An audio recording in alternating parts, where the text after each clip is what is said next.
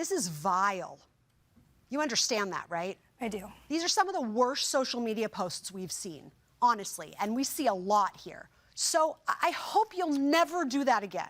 That said, were you trying to tell us that she was not going to let you off the hook for the lease? Is that true?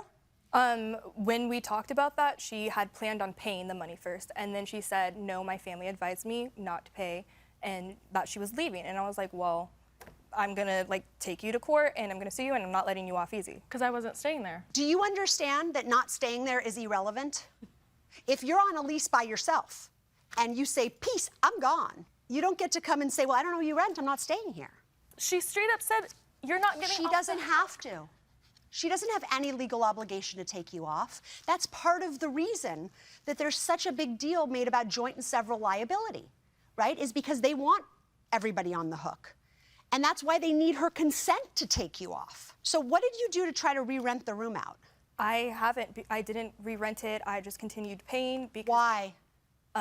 In order to do that, she would have to be off the lease. Okay. That's what it was known to me as. All right, so you have a duty to mitigate damages.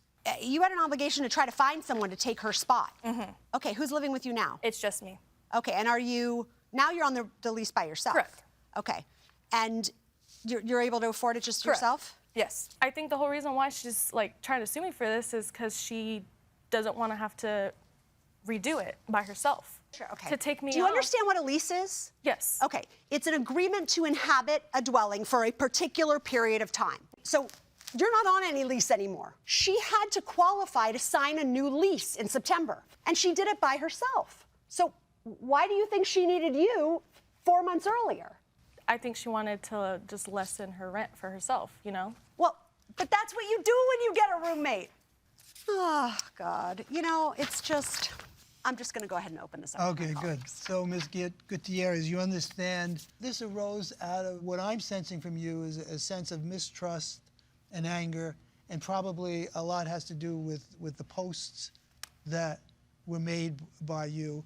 So, in a way, this is what happens, you know, when sometimes we rush to judgment and create situations for ourselves. All right, I have nothing further. No. Judge? No. Okay, you're both excused. Thank you. This courtroom is now in recess. Mr. Dorsey. Well, I thought this was pretty clear-cut for me, but maybe it isn't.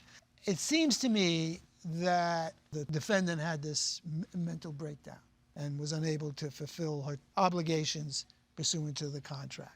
But unfortunately, also her distrust of the plaintiff got in the way of her doing some rather simple things that probably would have ended up with her being permitted to get out from under the terms. If she agreed to let her off the lease. Yeah, I don't think I think she was just like, I'm not going to help you go through that process, right. Yeah. which is really just you inquiring Yeah. at the leasing office. Right, I don't even understand why she relied on her she so laid the much. money out of her pocket for $6,000. I'm inclined to give her the full amount back, $5,000. My only concern is, A, the duty to mitigate damages. I don't buy that she couldn't find someone new. I mean, this happens all the time. I didn't say that she couldn't find someone new. I'm saying that it created a problem for her. I get that. Without the cooperation of the defendant. And she assumed, therefore, since it was a problem, that she couldn't. I think it's clear to me through the month of April, she obviously owes because there wasn't even an opportunity to start mitigating yet. The issue is then May, June, July, August, September, that she basically let it sit for 5 months, and it's because she wanted the place to herself. She ended up renewing the lease on her own. No, I don't think that was no, it. Nah. She needed help. I don't think she was like, I want this place to myself. I think she realized after having to cover her part that she could handle it, and she actually liked living alone. Right. Then she's making a conscious decision not to mitigate.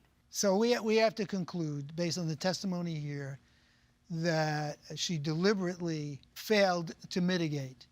I'm inclined to give her the full 5. Okay, on the basis that because the defendant wouldn't even sign her own transfer paperwork, she had a reasonable belief that the defendant wasn't going to cooperate in substituting a roommate? Kind of like that? Yeah. All right. Okay. She's You've being convinced me. difficult. Okay. We have a verdict.